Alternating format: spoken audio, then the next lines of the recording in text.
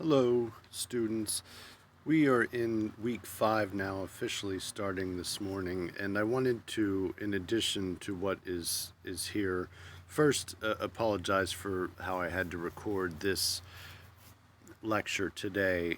My laptop video screencast program isn't working correctly, so I'm recording from my phone.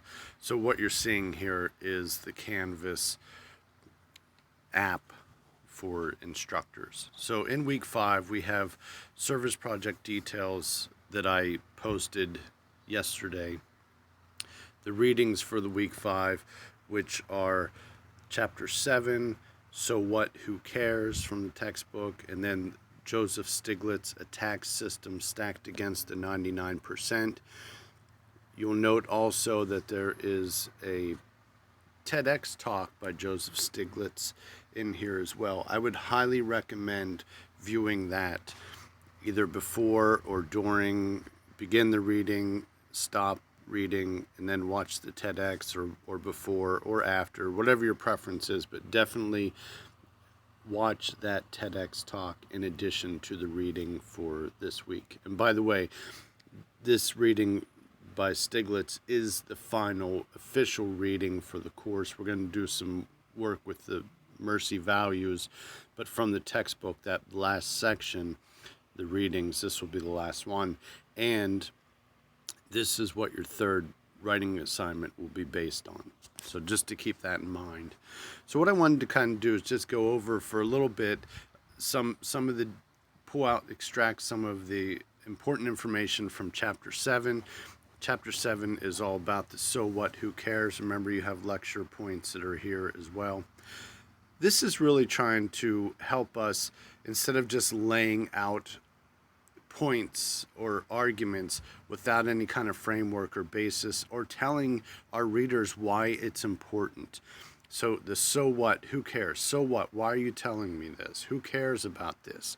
So this is where we have to think about, we have to show our readers that it does impact them. Okay? So I want to start out here. The authors in chapter 7 lay out a passage by Denise Grady, and I'm going to read it without the so what and who cares, and then I'll read it with the so what and who cares and see if we can make sense of why this is important. So here it is. This is without the so what, who cares. Within the past few decades, research has shown that fat cells act like chemical factories and that body fat is potent stuff, a highly active tissue that secretes hormones and other substances.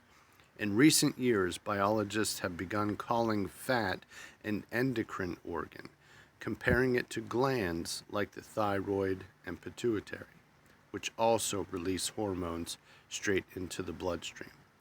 So that's some good information given to us, but why is she telling us this? Why should we care about it? So here I'm going to add the piece that she adds to tell us the so what and who cares. So I'm going to reread this with some more information in it now.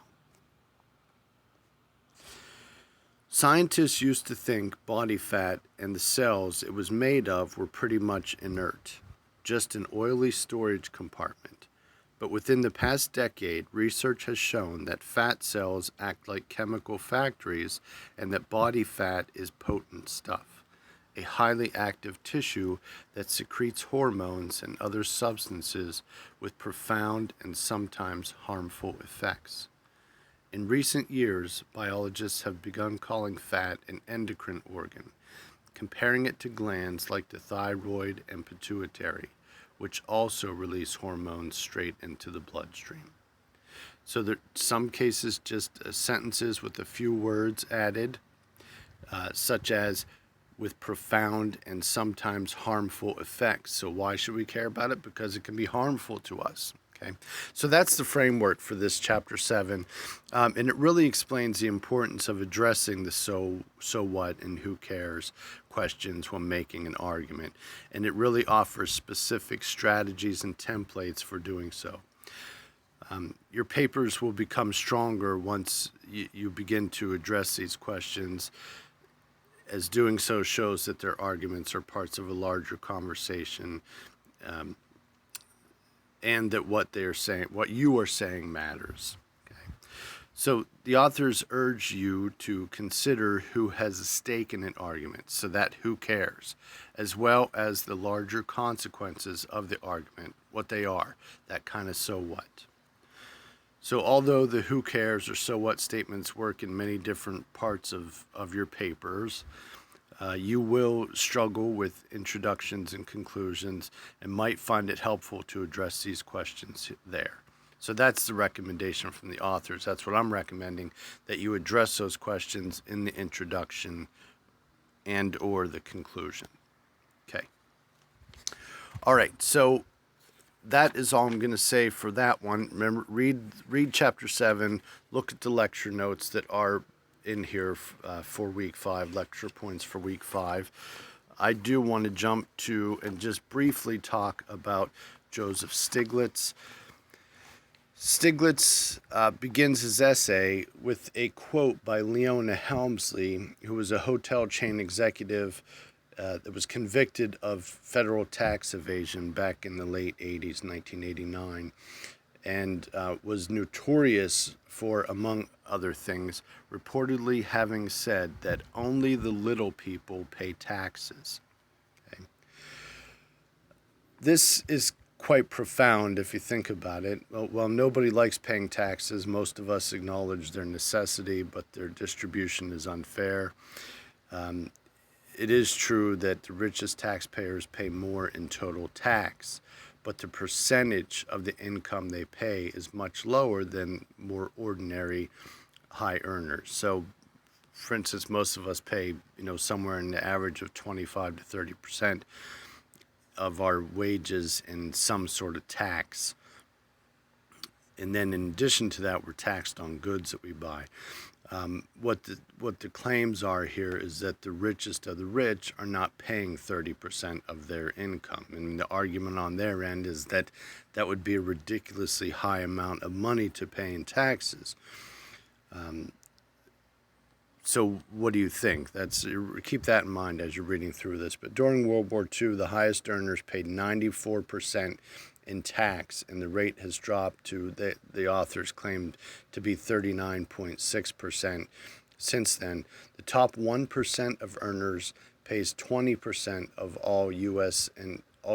tax and about 40% of all wealth. Okay. In comparison to the richest nations, the U.S. has the highest tax and income inequalities and the least equality of opportunity.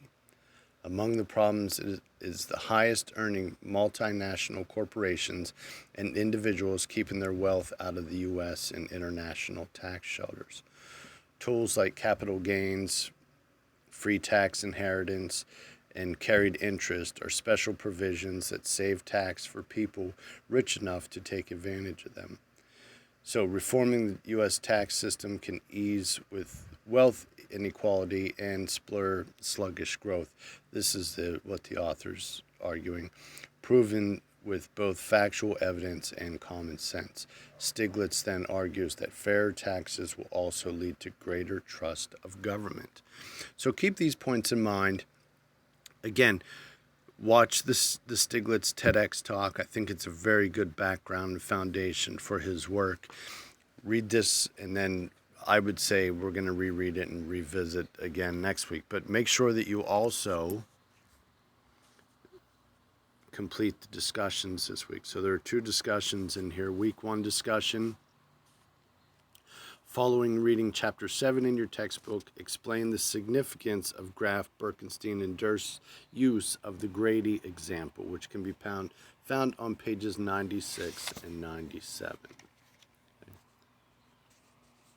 And then there's another one related to Stiglitz. So again, answer this after you watch the TEDx talk.